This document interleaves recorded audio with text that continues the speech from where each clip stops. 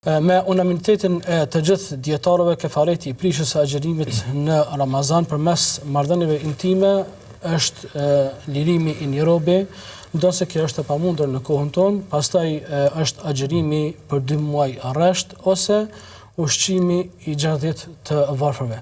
Pra kjo është kefareti apo shpagimi për prishjen e Ramazanit. Nëse një ditë e prish një person, e para gjë duhet me liru një rob, nëse do të ishte mundësia.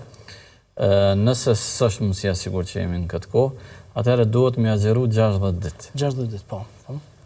Nëse s'mundet për shkak shëndetit, atëherë kalon te shpagimi me ushqim për të varfër. 60 të varfërve. Mirë. Pastaj kjo do të thonë është në mënyrë unanime.